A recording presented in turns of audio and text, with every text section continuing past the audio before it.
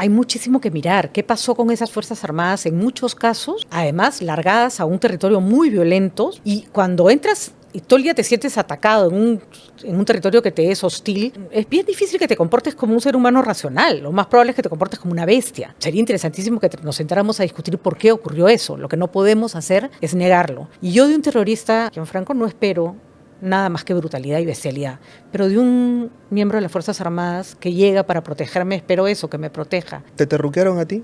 Por supuesto, montones de veces, ¿no? Y siempre me ha violentado profundamente que me digan terruca. O sea, soy tan víctima de Sendero Luminoso como cualquier peruano que vivió entre los 80 y los 90 en el Perú, en la que tenía que cuidarme que no me cayeran bombas en la cabeza. Me reventaron bombas muy cerca de donde yo estaba. Gracias a Dios no me pasó más, pero nadie tiene derecho a decirme terruca porque pienso distinto.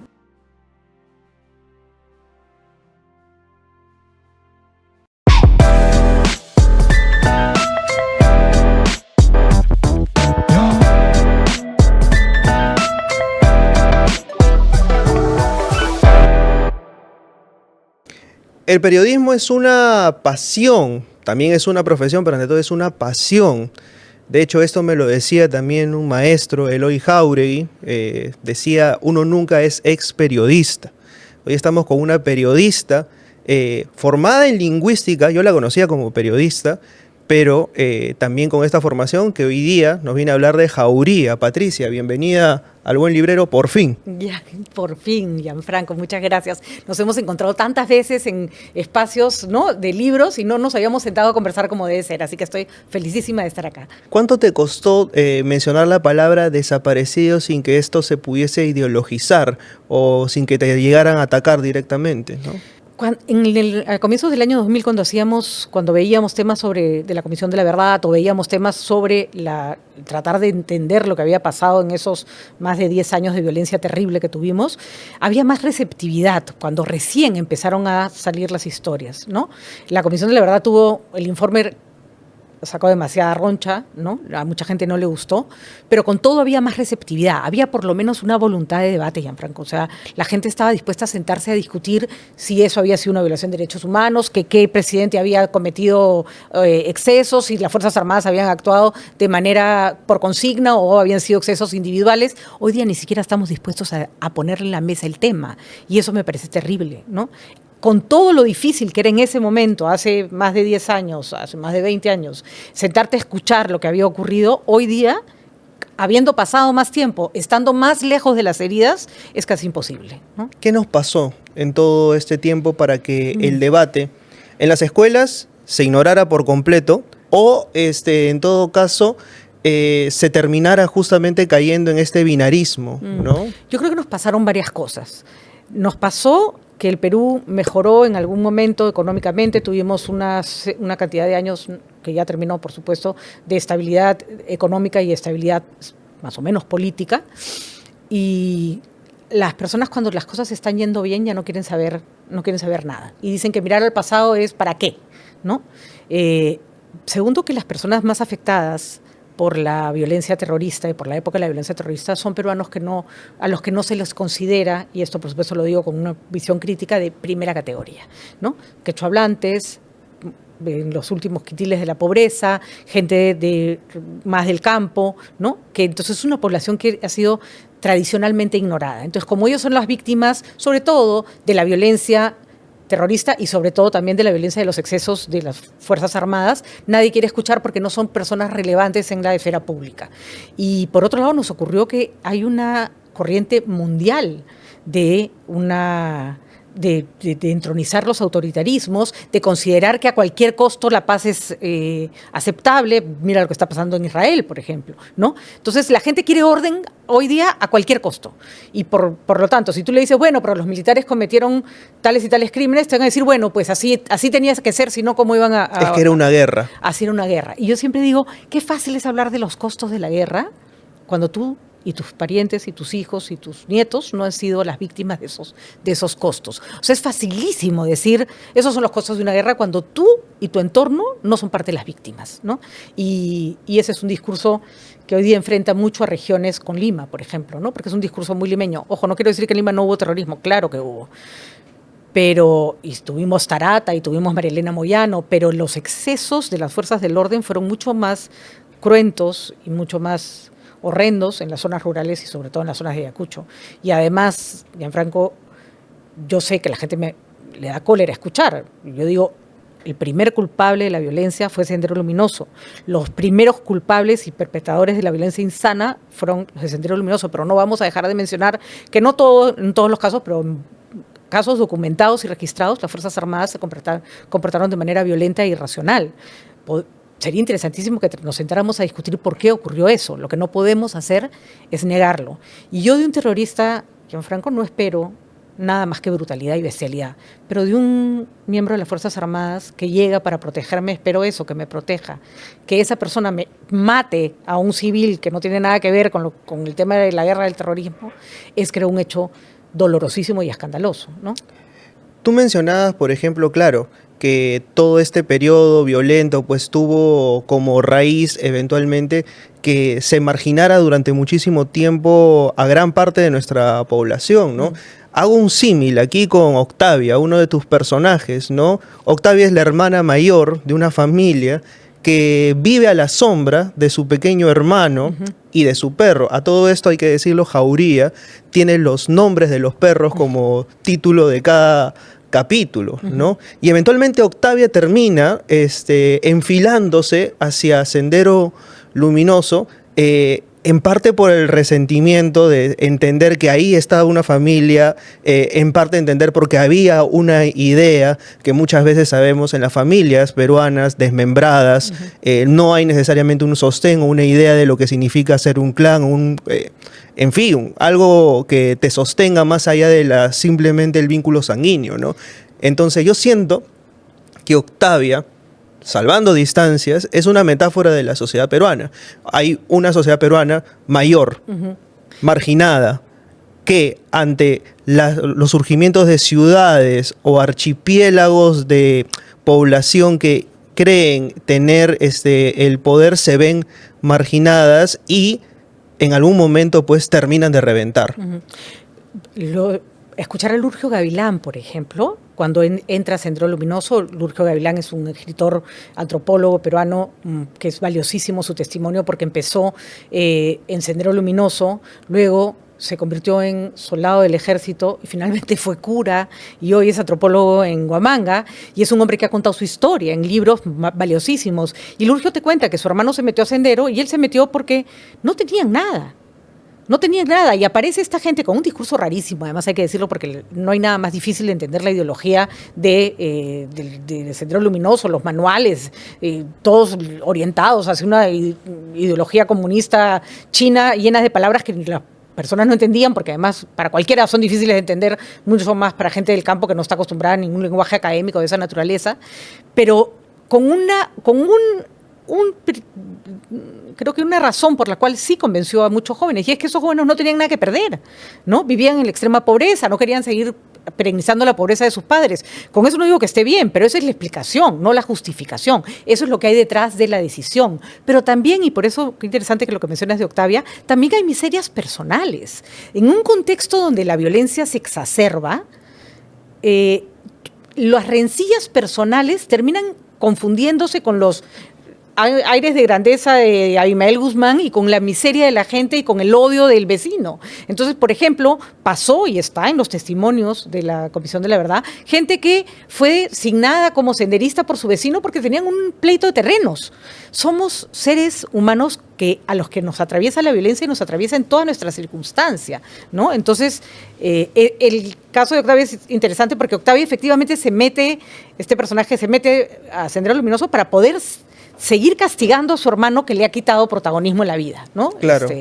Y claro que somos así los seres humanos, ¿no?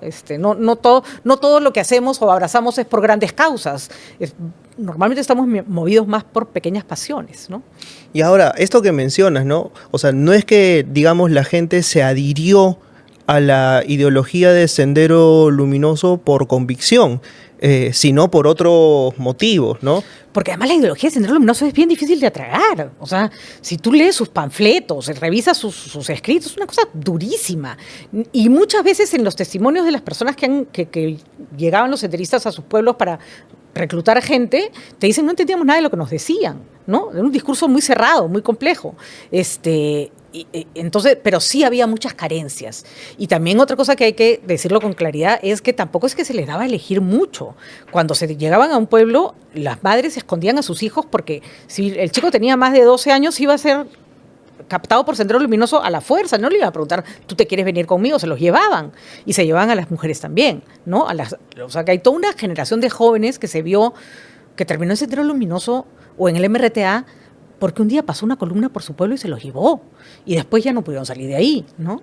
Es terrible esto, ¿no? Porque la población no tenía hacia dónde voltear, ¿no? Por un lado, venía Sendero Luminoso, se robaba tus gallinas, mataba tus vacas, secuestraba tus ovejas, secuestraba a tus hijos, y por otro lado, el ejército cometía brutalidad y media, amparados en la idea de pacificar eventualmente la zona, ¿no? Y es interesante porque creo que hay muchísimo que mirar. ¿Qué pasó con esas Fuerzas Armadas? En muchos casos, además, largadas a un territorio muy violento, no necesariamente con la preparación del caso, ni con las armas necesarias, ni con un trabajo de inteligencia que les permitiera distinguir al senderista del poblador civil. Y cuando entras y todo el día te sientes atacado en un territorio que te es hostil, es bien difícil que te comportes como un ser humano racional. Lo más probable es que te comportes como una bestia, ¿no? No les pasó a todos, lo voy a decir muchas veces, cuando se cerraron las bases militares en buena parte del país, porque ya se había terminado la lucha contra el Sendero Luminoso, hubo muchos lugares que no querían que se fuera la base militar porque los militares habían compenetrado perfectamente con la comunidad, pero en otros lugares no fue así. Putis, por ejemplo, pues ahí están los casos documentados, ¿no? Y hay un número importante de víctimas que tuvo que ver con la violencia de los militares, pero también en esa época y en Franco hubo mucho chico al cual llevaron o hizo su servicio militar obligatorio y acabó en zona de emergencia, con 3 meses o 6 meses de adiestramiento, al que le dieron un fusil, lo alargaron, a ver, sobrevive como puedas, ¿no? Yo he hablado a lo largo de mi carrera periodística con personajes que a mí me han dejado de una pieza, ¿no? O sea, recuerdo un chofer en Cajamarca que me decía, yo señora, había sido policía, yo estuve asignado, me dijo, a un lugar que quedaba en la punta del cerro, no había nada, éramos 4 policías en una comisaría que todos los días nos atacaban. De hecho, no les mandaban comida, con lo cual bajaban a pedir comida a la población y cuando no se les querían dar, se la quitaban, porque si no se las iba a quitar Sendero Luminoso, ¿no? Y me dice, me volví malo, señora. Y yo digo, ¿cómo no te vas a volver malo? Si estás muerto de miedo, muerto de frío, no tienes que comer, no tienes municiones y a nadie le importa. A nadie le importa después, este hombre había hecho todo un trabajo de autorreconocimiento, que había cometido excesos, que no había hecho las cosas como debía hacer, se había curado solo. Nadie le puso un psicólogo, nadie lo ayudó con su trauma de posguerra. Es bien duro. Y otra vez, la guerra también la pelearon ciertos peruanos que no eran pues los que tenían vara para no hacer el servicio militar o los que tenían vara para que su papá lo sacara de la zona de emergencia, ¿no? Entonces hay como país muchas cosas que mirar, las cosas no son blancas o negras, ¿no? Son mucho más complejas. Y mirar también hubo, creo yo, no hubo una contención necesaria para todos esos chicos jóvenes que fueron a zonas de emergencia, a veces bajo el mando de un chiflado que le daba por desaparecer a toda una comunidad y ellos ni siquiera se podían oponer, ¿no? Tú has entrevistado a ministros, a policías, a exmilitares. ¿Alguno de ellos podría ver directamente a los ojos a alguno de los personajes de tu novela? Yo creo que hay mucha gente que se ocupó en la época del terrorismo, de la lucha contra Sendero Luminoso, autoridades, policías, militares, que lo hizo bien y lo hizo con convicción.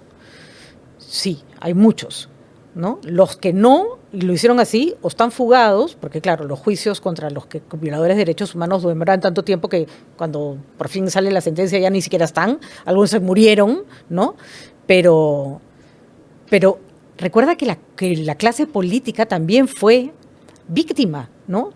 Cantidad de dirigentes, alcaldes, Sendero Luminoso se voló buena parte de la clase política y Por eso a mí me da mucha cólera cuando la facilidad con la que se terruquea, Gianfranco. Y a alguien que es de izquierda le dicen terruco. La izquierda fue uno de los sectores políticos más golpeados por la violencia terrorista. Hay gente a la que se le dice terruca cuyos parientes han muerto en manos de los terroristas. Yo digo, oye, un ratito, no usemos el término con tanta ligereza. Ser terrorista en el Perú era realmente ser un desgraciado, una persona a la que no puedes, a la que no puedes igualar a otro con tanta facilidad, ¿no? Pero vamos, hemos peleado una guerra que no tiene nombre, porque no le podemos decir conflicto armado interno, guerra contra el terrorismo, violencia terrorista, no tiene un nombre oficial, digamos, porque nos sacamos los ojos, no sabemos cómo nombrarla. Tampoco tenemos una cifra de muertos oficial, que unos dicen 30, otros dicen 60, otros dicen 40, otros dicen 50, ¿no? Pero son muertos. Al fin y al cabo. Muertísimos, o sea, por lo menos de 30.000 registrados hay. Claro. ¿Cuántos más de esos no registramos? Eso es una discusión. Pero ¿te imaginas que hemos manejado tan mal el tema que ni siquiera tenemos esas dos cosas resueltas? ¿Cómo se llamó el conflicto y cuántos muertos hubo? Es lo primero que te dicen, la guerra de tal, ¿no? Tuvo tantos muertos. Es el ABC de lo que tienes que saber de un conflicto, ¿no? Y nosotros no tenemos eso, ¿no? ¿Te terruquearon a ti? Por supuesto. ¿Cuántas veces? Por montones de veces, ¿no? Cada vez que no apoyé a alguna candidatura abiertamente, que nunca lo hice con ninguna además, porque no era mi trabajo apoyar candidaturas cuando hacía periodismo político, y siempre me ha violentado profundamente que me digan terruca, o sea, soy tan víctima de Sendero Luminoso como cualquier peruano que vivió entre los 80 y los 90 en el Perú. Es decir, tuve una adolescencia y una juventud en la que tenía que cuidarme que no me cayeran bombas en la cabeza. Me reventaron bombas muy cerca de donde yo estaba. Gracias a Dios no me pasó más, ¿no? Pero nadie tiene derecho a decirme terruca porque pienso distinto, ¿no? O sea, y eso también se traduce pues en la facilidad con la que hoy en día... Bueno, las redes sociales te exponen. A mí me recuerdan a mi mamá, me dicen zurdo, terruco, rojo, todos los días. Y seguramente me lo van a decir ahora en esta entrevista prepárate. También. Pero es parte de, ¿no? Uno ya saca, o sea, como cuero de chancho. Imagino que ya tú con tanto tiempo de experiencia, o sea, también ya has hecho que te resbalen algunas cosas, pero hay cosas que sí te afectan. No, yo creo que no es tan fácil el cuero de chancho, ¿no? Y yo creo que las palabras son armas muy agresivas, ¿no? Y creo que además detrás de una persona que de frente te insulta y no está de acuerdo, hay alguien que está dispuesto a hacerte daño, ¿no? Y Gianfranco, yo sí creo que si no cuidamos nuestras palabras, si no cuidamos nuestras formas, pasar de ahí a actos violentos, hay muy poco, ¿no? Hay muy poco margen. Y a mí sí siempre, en parte por eso dejé de hacer periodismo de actualidad, estaba cansada del bullying, ¿no? Estaba cansada del hate. Recuerdo, o sea, sí. Renunciaste entre lágrimas y yo decía, caray, o sea... Me quebré. Sí, claro. Fue demasiado, ¿no? Además, que te tergiversen todo el día, que digan que dijiste lo que no dijiste, que lo haga además gente, o sea, yo por qué tenía que ser un personaje del cual hablaban 1 hora en Willax, o sea, por amor a Dios. Que fuera tan importante, ¿no? Solo porque dije que los soldados tenían que saber nadar, sí, pero no para culpar al soldado, sino para culpar a quien los ha entrenado para que presten servicio. Tú no puedes entrenar a una persona sin enseñarle por lo menos a flotar, o por lo menos darle un flotador si la vas a obligar a meterse al agua, ¿no? Eso creo que, por poner un ejemplo sonso, porque por esa razón fue por la que ya simplemente dije hasta acá llegué, yo creo que no me acostumbré nunca al hate y no me quiero acostumbrar, porque creo que el día que nos acostumbramos, entonces dejamos de pelear por un debate digno, ¿no? Y no podemos abrirle la puerta y dejar que se instale el odio, porque finalmente eso termina en manifestaciones de violencia que ya vivimos en el Perú, ¿no? En la época de Sendero Luminoso, si no pensabas cómo ellos te tiraban una bomba, ¿no? Hoy día te insultan no sé cuántas miles de personas, te banean, te mandan callar, no sé qué tanto nombre hay para eso, porque hay todo un vocabulario para, efectivamente, ¿no? Para ese tipo de cosas, ¿no? O sea, como periodista, ¿cuál fue tu mayor autocensura en ese sentido? Tú dices, de pronto, yo pienso esto, pero no lo quiero decir así, porque de pronto sé que a mucha gente no le va a caer bien. Recuerdo, por ejemplo, en la época en que Keiko gritó gritó fraude, no hubo autocensura, pero sí ya era, o o sea, era muy difícil lidiar con gente que estaba convencida de que había habido un fraude con Castillo, cuando no había habido fraude, pues la señora perdió, como pierde casi todas sus elecciones, ¿no?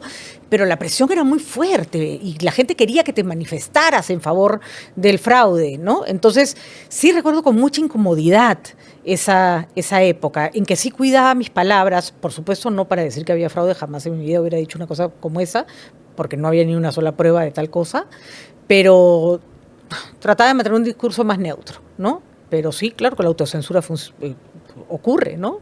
Ocurre porque uno está cansado también y porque hay mucha presión, ¿no? Y también una manera de protegerse, ¿no? Ahora me estabas mencionando antes de la entrevista, en esta dictadura de los streamings y de los en vivos, en los que todos estamos expuestos y a ser descontextualizados además, ¿no? Tú dices algo, mañana te sacan un clip y mucha gente no va a ir a ver la entrevista de 1 hora y media o de 1 hora, va a ir a los 25 segundos en que dijiste algo y te van a tirar hate por todo eso, ¿no? O sea, ¿qué tanto ha cambiado la forma de cómo uno puede controlar sus palabras en vivo o en un contexto tan volátil como este, ¿no? Mira, Gianfranco, yo ya no controlo nada por una razón, bueno, porque igual pierdes.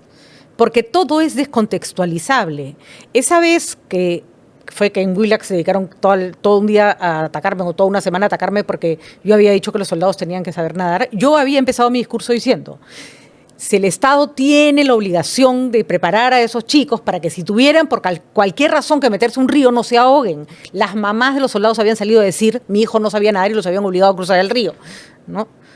Yo sé, porque hago natación en aguas abiertas, mis instructores son instructores de la policía y del ejército peruano, que a muchos no les enseñan porque en Puno, que era donde eran los soldados, no abundan las piscinas, no te vas a meter al Titicaca, porque mueres de frío, ¿no es cierto?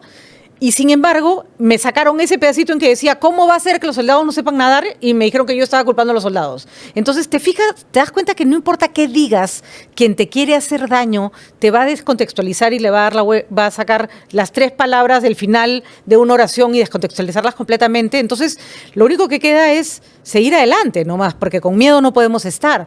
Pero sí creo que el problema es que la verdad ya no es un valor. A nadie le importa qué fue lo que realmente dijiste. Y por más que tú expliques 20 veces, la gente ya se quedó con eso o saltó al siguiente baile del siguiente escándalo y se olvidó de ti, ¿no? Son épocas bien duras. Yo ya vivo como una especie de burbuja porque solo miro los programas como el tuyo que me gusta. Muchas gracias. Claro, me nutro de cosas. Esa parte tiene la modernidad que a mí sí me parece satisfactoria. O sea, hay mucho hate, hay mucha estupidez, hay mucha falta de respeto al prójimo, hay mucha falta de respeto a la verdad, pero hay mucho programa bueno, hay mucha gente que hace su trabajo seriamente, hay mucha gente que trabaja de manera independiente con absoluta honestidad. Gracias a Dios podemos elegir. Si hay algo que marca esta época, esta era, que a mí me parece muy valioso, es que antes veías lo que estaba en la tele y escuchabas lo que estaba en la radio. Hoy día puedes elegir. Y puedes elegir no escuchar, ¿no? Puedes elegir no escuchar.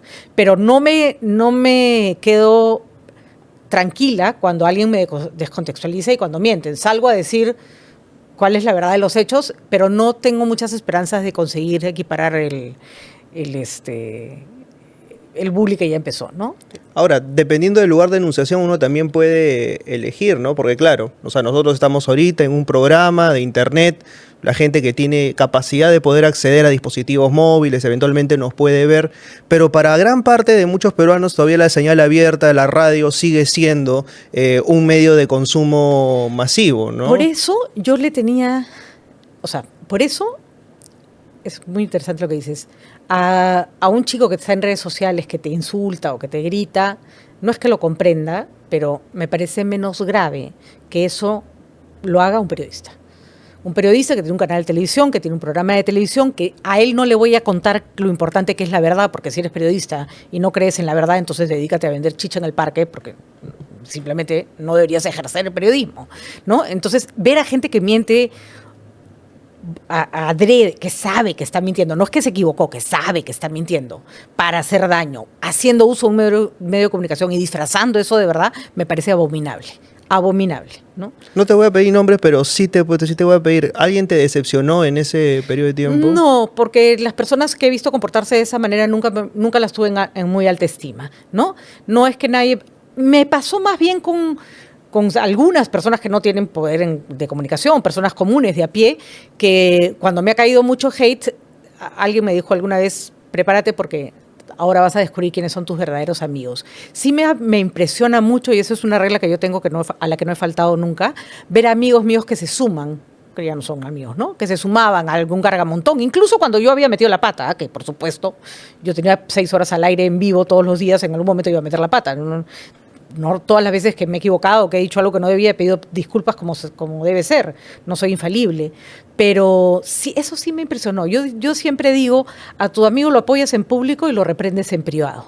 Y esa es una máxima que yo uso en mi vida siempre. Nunca me sumo a ningún bullying de ningún tipo, pero si considero que la persona se equivocó, se lo voy a decir en un inbox, se lo voy a decir en un WhatsApp, oye, ¿no? Me parece que eso no lo hiciste bien, pero no lo voy a poner en público, pues, ¿no? Son eso códigos, no ¿no? son como códigos de conducta, de convivencia, ¿no? De decencia, ¿no? Que no sé si eso ya es muy vintage o está pasado de moda, pero me niego a vivir en un mundo en el que vale todo, ¿no? Sí, o sea, yo muchas veces he visto gente que me ha dicho cosas en público, yo le digo, oye, ¿pero qué fue? No, es que es parte del show, es el personaje. No, o sea, discúlpame, ¿no? O sea, creí que éramos amigos. Y eso duele, ¿no, Gianfranco? Muchísimo. Duele muchísimo, sí. ¿Por qué? Para por unos cuantos likes. Exactamente. Para cosechar algunos likes. Por un puñado de likes, o sea, vendes tu dignidad. O sea, eso también es algo que veo ahora, ¿no? O sea, siento que también esta premura por tratar de hacer todo en vivo y demás no te da tiempo a procesar tanto la información, es lo que yo te decía, ¿no? O sea, de pronto hoy día le pones a cualquiera un micro al frente y es muy fácil descontextualizar lo que dice porque está sometido constantemente a lo primero que pasa por su cabeza, no necesariamente ese procesamiento que te da la información.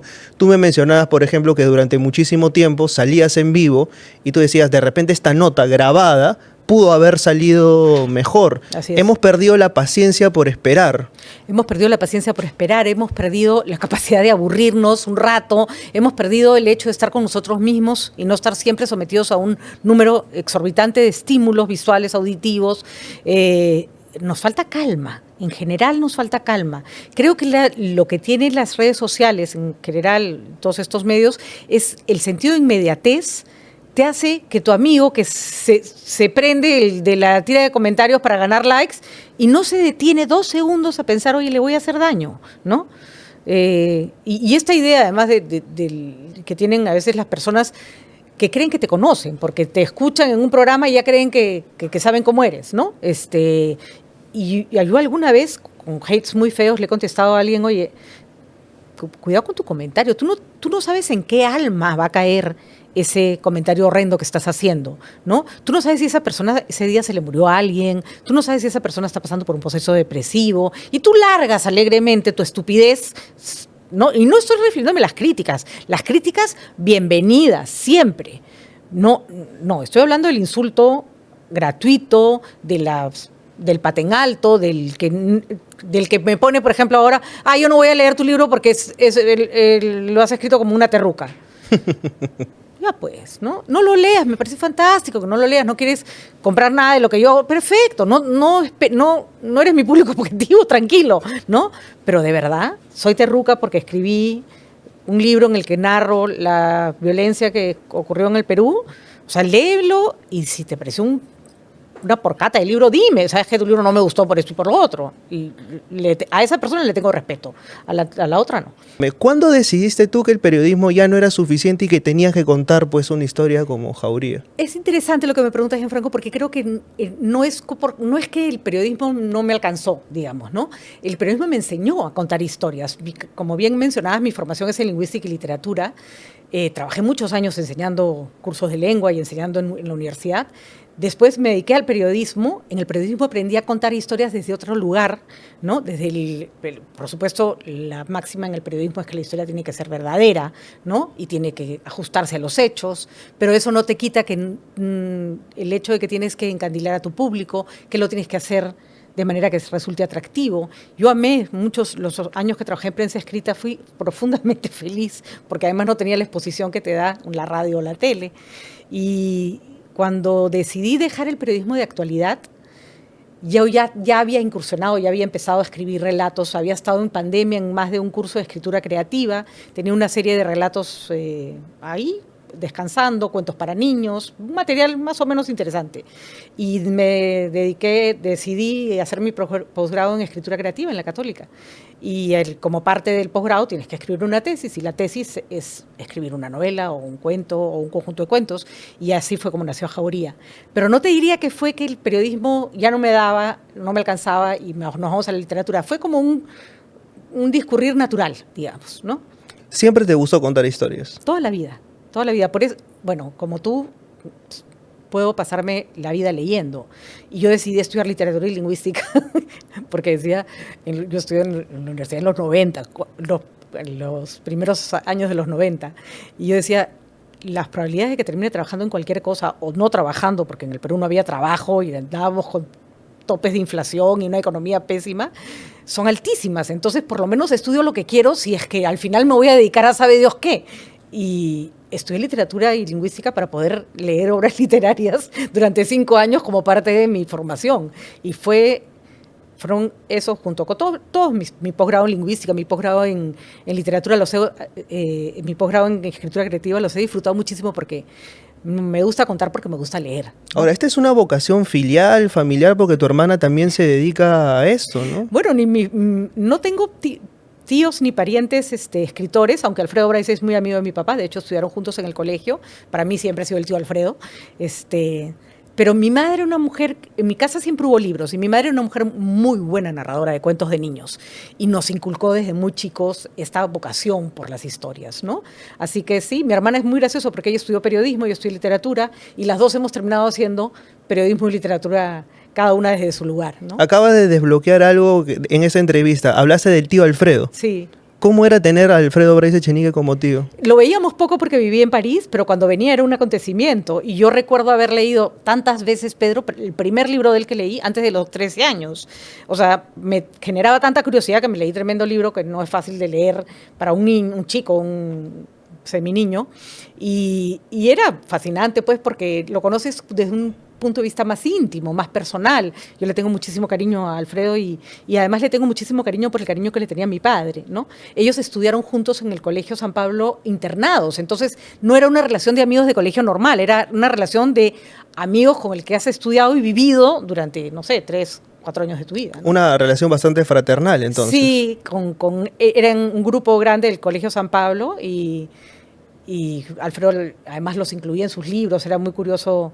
No me esperen en abril, es una novela dedicada a esa parte de su vida en la que está mi papá y están los amigos del colegio, Ahora, ¿no? qué peligroso hacerse amigo de un escritor, ¿no? O sea, eventualmente te puedes transformar en un personaje Son los y riesgos. esto puede llevar a ciertas desvirtuaciones, ¿no? Así es, pero son los riesgos que te corres, ¿no? Si tienes amigos o parientes, o sea, sospecho que ser, no sé, hermano de Jaime Bailey también debe ser más que eso es todavía más preocupante, peligroso. ¿no? Mucho más peligroso, preocupante, ¿no?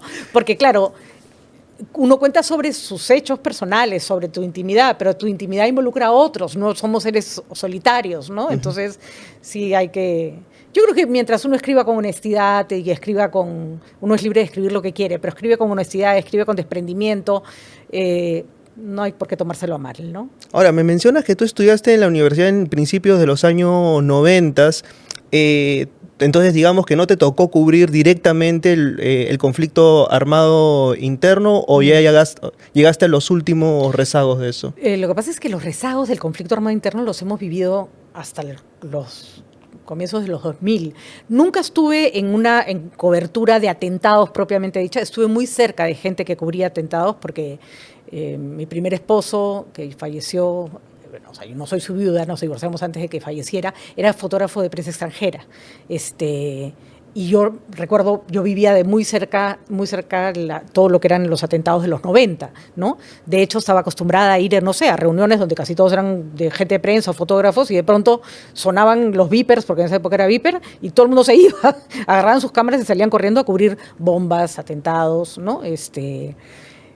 Pero ya en los 2000, al finales de los 90 y comienzos del 2000, que empezó a hacer periodismo, sí, ¿sabes qué? Me tocó la cobertura de la Comisión de la Verdad y la Reconciliación, la exhumación de cadáveres en muchos lugares que se estaban descubriendo fosas comunes. Esa parte sí me tocó ver periodísticamente, ¿no? ¿Cómo se disocia la realidad de lo que significa ser humano, ¿no? O sea, porque creo que enfrentarte de pronto a fosas comunes, a restos humanos, normalizar hasta cierto punto el dolor, te convierte también en un personaje que tienes que interpretar en ese momento, ¿no? Es curioso porque el periodista va y pregunta, ¿no? Tú vas a dar fe o a dejar constancia en tus reportajes de lo que están haciendo personas que están involucradas directamente.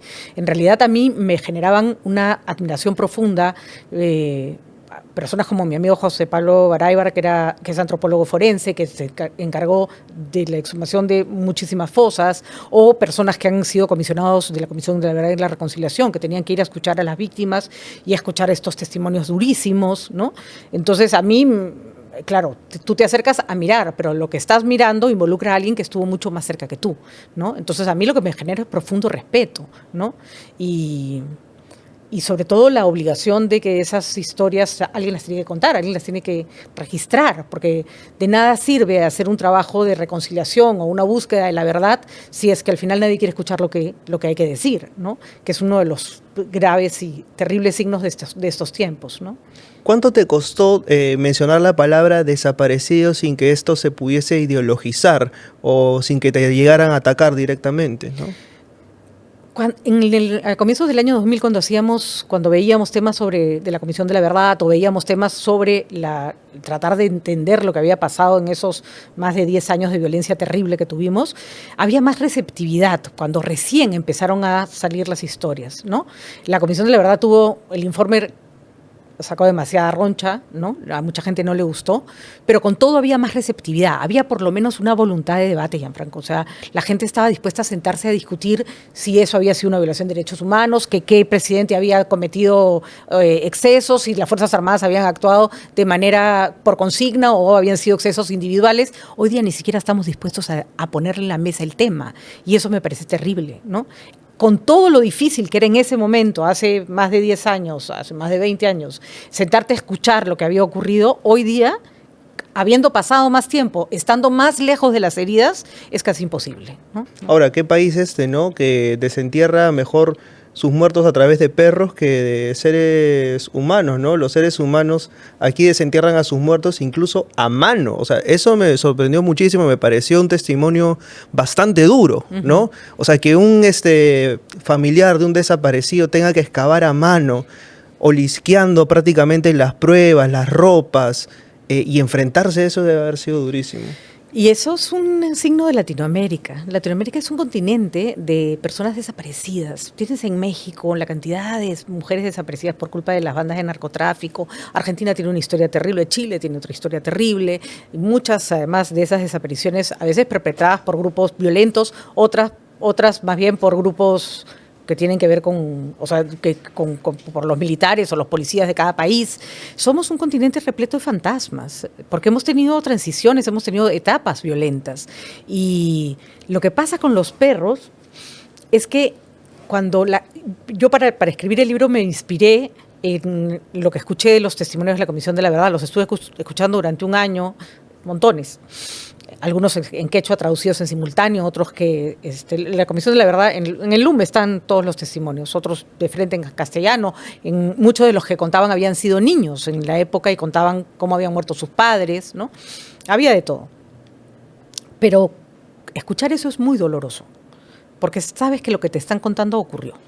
Entonces la gente tiende automáticamente a levantar la guardia, a tratar de protegerse, no quiere ese dolor. Porque tú le estás contando una historia que es ficción, porque lo mío es ficción, inspirada en hechos reales, pero es ficción.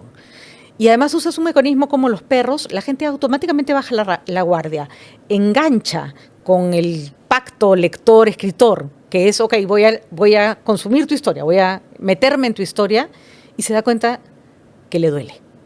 Y eso para mí es valioso, porque si te duele, si al leerlo dices, miércoles, ¿no? Carajo, no había querido pensar en esto, porque es duro, tenemos una esperanza de empezar a mover esos hilos que yo creo, Gianfranco, que vamos a terminar moviendo. Hemos pasado una etapa como de negacionismo, pero en algún momento la sociedad peruana va a tener que sentarse, mirar y reparar de una manera más consciente. Esas cosas nunca ocurren rápido, ¿no? Cuando terminó la Segunda Guerra Mundial, para que empezara a surgir la idea del holocausto judío, para que a los judíos les hicieran caso con respecto a lo que había ocurrido, para que se hiciera ficción sobre el tema, que hoy día hay abundante, pasaron más de 2 décadas, ¿no? Entonces son procesos en que hay que dejar que las cosas se asienten y que las personas estén dispuestas a escuchar. En el contexto actual del mundo como está, creo que no es el mejor momento. Pero eso no quiere decir que no vamos a seguir enunciando y diciendo lo que pensamos con la esperanza de que alguien se conmueva, ¿no? La literatura de repente te permite contar cosas que el periodismo, por dado el tema de la objetividad, que para mí sigue siendo una subjetividad informada y argumentada más que una objetividad como tal, sí te permite, ¿no? Entonces, de pronto, esta búsqueda que has hecho tú a través de Jauría, ¿qué te ha permitido encontrar? Para empezar, me dio una conciencia mucho más clara de que el terrorismo lo habíamos padecido todos, pero no todos igual. Que hay un porcentaje de peruanos que fueron víctimas de algo que es casi imposible de nombrar, del horror que implica. Que lo que pasó acá, como decía Carlos Iván de Gregori, fue polpotiano, fue camboyano, fue similar a los horrores que leemos en testimonios del Holocausto judío. Sí, porque hubo un ensañamiento con determinado sector de la población de sitios muy alejados, muy pobres, muy desasidos de la mano del Estado y de Dios, ¿no? Creo que me convenció que tenemos una deuda enorme con esas personas, ¿no? De hecho, la idea de Jauría, lo he contado, pero te lo cuento acá, nace gracias a una artista popular. Rosalía Tineo es una mujer que hace cerámica en Cusco, que la familia Tineo tiene una manera de hacer una cerámica muy particular, que es patrimonio cultural de la nación, y yo en una feria de Rurakmaki vi una pieza, que de hecho lo compré, que era una mujer rodeada de perros, y cuando le pregunté a la señora Tineo qué significaba esa pieza, ella me contó la historia. Ella me dijo, cuando en la época del terrorismo la gente huía, porque el campo se vació, literalmente, la gente salió disparada, se iba con lo que tenía puesto. Pero las mujeres viejas no se querían ir, porque o ya se les había muerto toda su familia y querían morir ahí, o estaban esperando que alguien volviera. Y todos los perros que no se iban con los que escapaban se quedaban alrededor de las viejas. Entonces era común encontrar pueblos fantasma donde había una vieja con perros.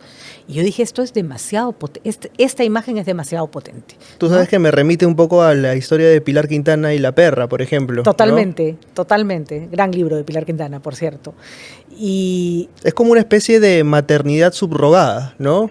Absolutamente, ¿no? Es el resquicio de afecto que te queda cuando ya no están los tuyos, ¿no? Porque los perros son animales que, bueno, es el animal doméstico que más tiempo lleva al lado del hombre y ha aprendido a mimetizar sus sentimientos con los del ser humano, ¿no? Entonces, un perro, si tú llegas a tu casa brincando de felicidad, el perro va a brincar contigo, y si llegas triste, el perro se va a poner triste. Entonces, no son simplemente un animalito más, ¿no? Son mucho nuestro reflejo, ¿no? Por eso es que ahora hay perros que me da risa, pues que pasean en coche, que les hacen pedicure, que yo ya, pues no se pasen, ¿no? Pero es parte de... ¿Tú tienes, ¿no?, perro? Tengo 3. 3. 3 perras, y las 3 además recogidas de la calle, adultas, como los perros del cuento. Y las amo, las adoro. Son unas laberintosas, pero son mi reserva de afecto, ¿no? Yo sé que pase lo que pase, ellas me van a querer de todas maneras. Bueno, Napoleón decía, ¿no? Mientras más conozco al ser humano, más quiero a mis perros. ¿Coincides con esa sentencia? Algunos seres humanos, en realidad, sí caen en esa categoría, ¿no? También conozco gente maravillosa, ¿no? Gracias a Dios. Bueno, este programa no va a caer en una categoría específica. Si no le das like, comentas ni te suscribes, Patricia del Río ha venido aquí a hablarnos de Jauría, el libro que ya está en librerías, publicado por Editorial Tusquets.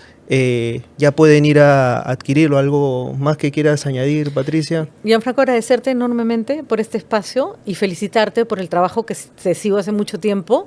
Me encanta saber que somos varios los que empujamos el amor por la lectura, y nada, he estado encantada de estar contigo. y de aquí se van a un episodio más de Letras en el Tiempo. Gracias.